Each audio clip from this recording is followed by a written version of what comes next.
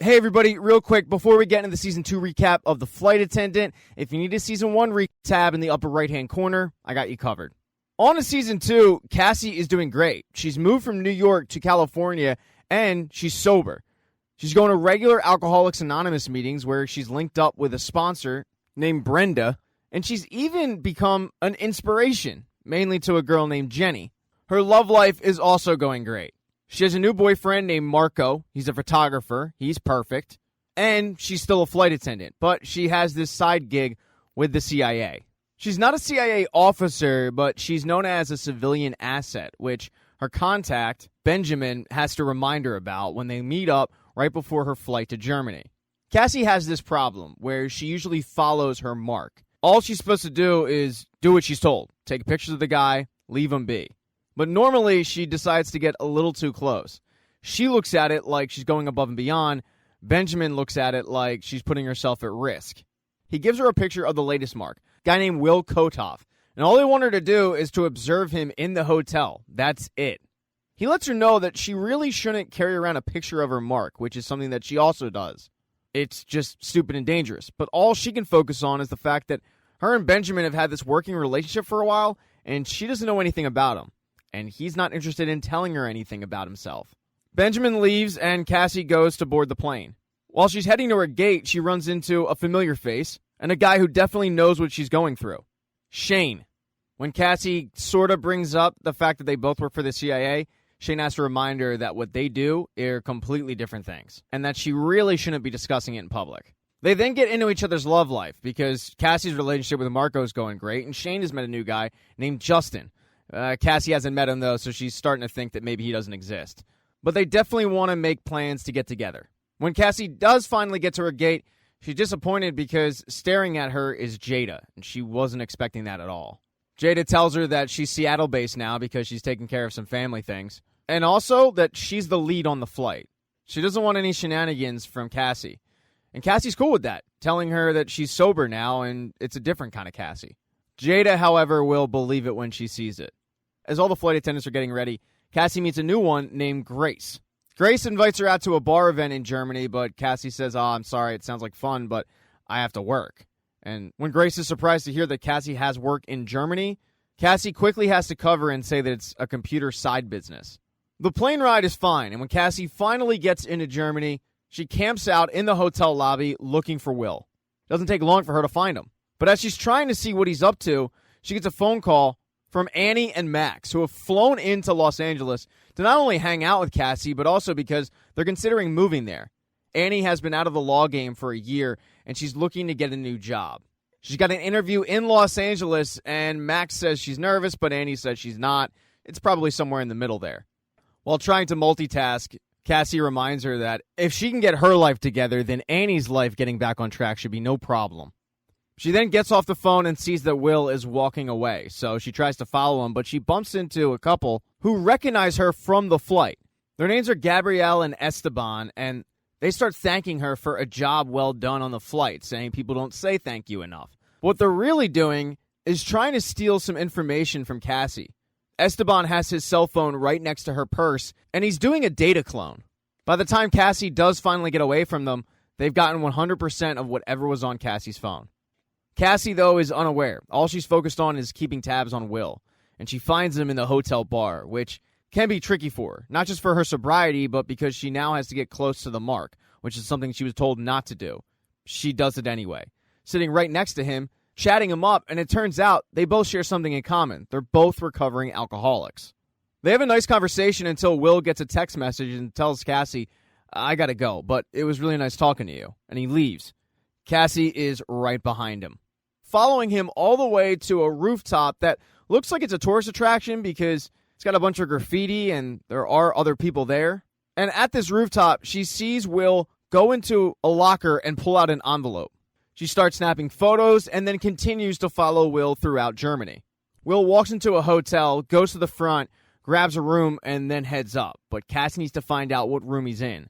So she walks up to the front desk clerk that Will talked to and explains that Will had invited her up to his room, and at first she said no, but she thought better of it, and she does want to take him up on that offer. But she doesn't know exactly what room he's at. While he's probably not supposed to, The guy at the front desk says he must have a type and then gives the room number.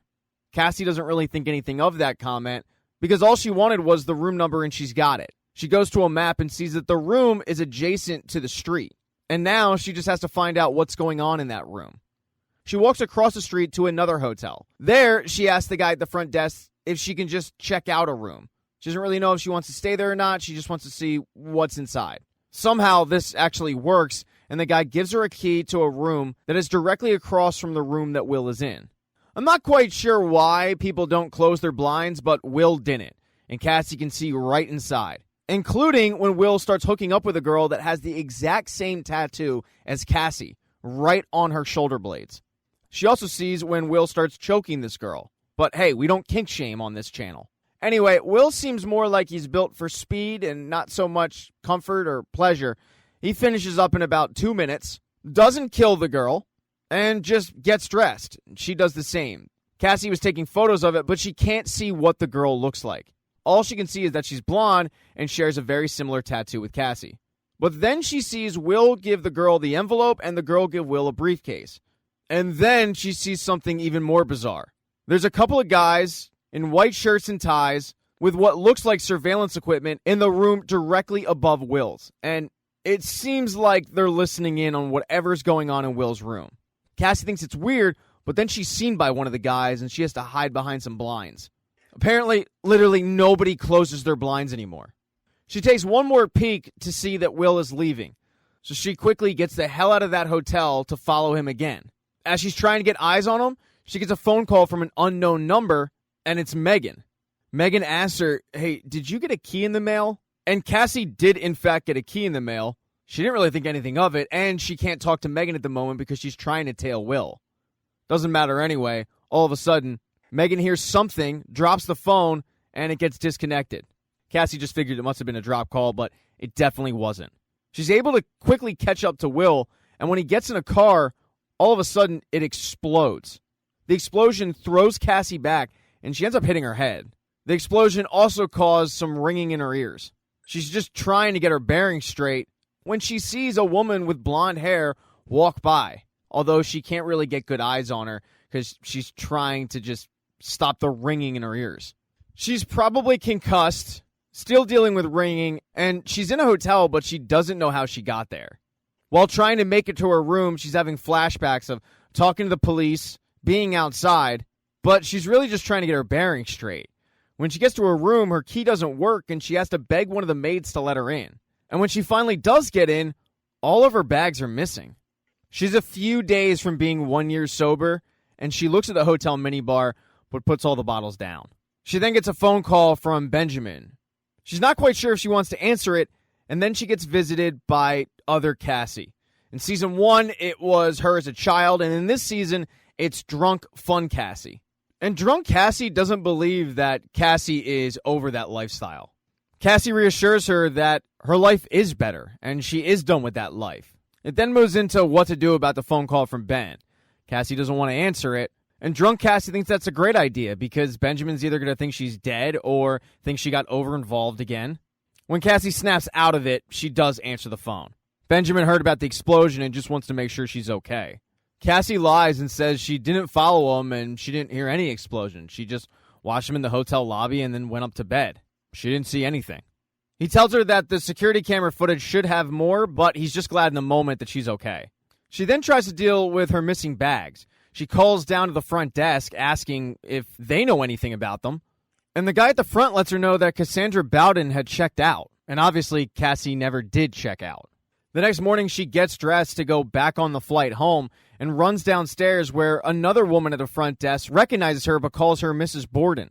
Cassie's confused because she's never met this woman, and the woman tells her that they met when Cassie checked out. Cassie was wearing sunglasses, although Cassie wasn't wearing sunglasses.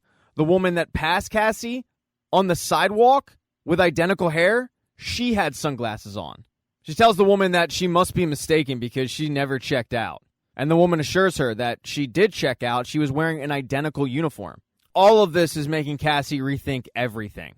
When she does finally get on the plane, Jada and Grace are both talking about the explosion, which is being blamed on a gas leak. And Cassie tells them both she's a little shaken up. When the flight takes off, Cassie and Grace start talking about the explosion, but these two have been hitting it off a little bit. So Grace takes her phone, puts her number in it, and says, hey, we'll hang out in LA. She then hands Cassie the vodka soda she made and says, can you go take this to 4A? And when Cassie goes to drop the soda off, she recognized the guy because it's the same guy that was across the street in the room above Will's, the same guy that saw Cassie. Cassie's kind of frozen still, staring at him. It's not just because, by the way, that she recognizes him. It's also because he has a glass eye or just a messed up eye. I don't know. I'm not an ophthalmologist. But when she lands, he's there, waiting for her. He asks her, have we met before? And Cassie quickly says no and tries to leave and get out of there. The guy, however, follows her. She's only able to get away when she sneaks off to the crew lounge. The good news is when she finally gets home, she's got a couple of smiling faces waiting for her in Max and Annie. After the initial pleasantries are out of the way, Cassie notices that Annie is wearing an engagement ring, although that isn't what Annie calls it. She starts speaking like a lawyer, like they're in negotiations, even though she's wearing it. So she's kind of engaged, but not really. Annie then starts discussing the tourist attractions that she wants to go to in California when there's a knock at the door. When Cassie answers it, she's surprised to see 2 CIA agents that tell her that she needs to come down to the field office right away. Cassie doesn't have a choice, and she dips inside and makes up an excuse that there's a person from AA who needs her help, so she's going to have to leave Annie and Max at home.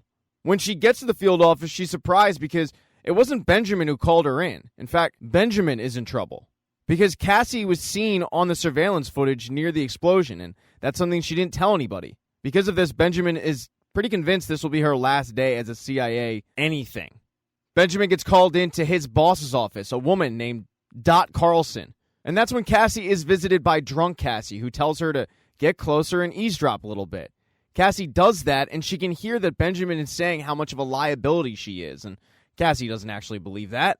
But to her surprise, Dot is defending her, saying that how many people could have woken up next to a dead body and gotten home. She then gets called into Dot's office. Dot explains that technically she hasn't done anything wrong, and that she realizes how hard it is to be a female in this line of work. When a man takes a risk, it's thought of as being bold. When a woman takes it, it's thought of as careless. So Dot feels for Cassie in this moment. She also reveals to Cassie that Ben fought to be her handler, which Cassie was unaware of. She starts asking Cassie how she's dealing with everything, and Cassie says, I have something to show you, and pulls out her cell phone, which comes as a real surprise to Dot because cell phones were supposed to be taken. She can't figure out how Cassie got in the office with it, and Cassie doesn't really have an answer for it. But she starts showing her the photos of what she saw in Berlin. Dot, though, is pretty confused at what she's looking at. Cassie tries to explain some more, but Dot cuts her off and tells her that the man she was following was an informant for the CIA. And unfortunately for him, a faulty gas main is the result of the explosion. Cassie starts asking about the woman, though. I mean, she did have the same tattoo. And Dot's conclusion is that a lot of women in their 20s made similar life choices. Right before she kicks Cassie out, she tells her she needs to be careful about how she talks about all of this. If people think that Cassie's involved, it's going to be really bad for her. Oh, and they're grounding her. She won't be flying for a couple of days. She's just going to have to lay low. And she doesn't have a say in that. As she's leaving the CIA office, she gets in an elevator, and that's when she sees him. The same guy from the room in Berlin, the same guy who was on the plane, and she is freaked out. She starts hammering the elevator door to close, but right before it does, it seems like he sees her. When she gets home, Annie and Max are waiting for her. She gives him an excuse on what she was doing, and then Max asks about the weird letter that she got, and it's the same letter that had the key in it. What he finds odd is it's got European postage on it. It's addressed to her from her. She comes up with a horrible lie saying she was testing out the postal system. Annie doesn't really buy it, although she doesn't care. She's starving. Before they head out to eat, Cassie has some things to take care of. She heads into the bathroom to go call Megan back. When she does, Megan doesn't answer. That's because Megan is in a bar, away from her phone, closely watching some Asian guy. When she steps out of the bathroom, she's all ready to go get some food, and then she gets a text message from the airline she works for telling her that they've located her luggage and they're dropping it off within the hour. But by her reaction, Annie can tell that this isn't really good news when it should be. And the thing is, Cassie's freaked out because how did they locate her luggage? Annie ends up calling her on this because she's been coming up with weird excuses for things all day. So Cassie uses the gas main explosion as an excuse on her weird behavior. A little while later, her luggage does arrive, but it's been tampered with. There's a ribbon that's been moved, and then she opens it up. It's not her uniform. There's an old school viewfinder, and then there's a blonde wig with blood on it, and that's when she starts freaking out. She's not the only one, though. Annie and Max are also freaking out. She tells them that she's starting to think somebody is pretending to be her.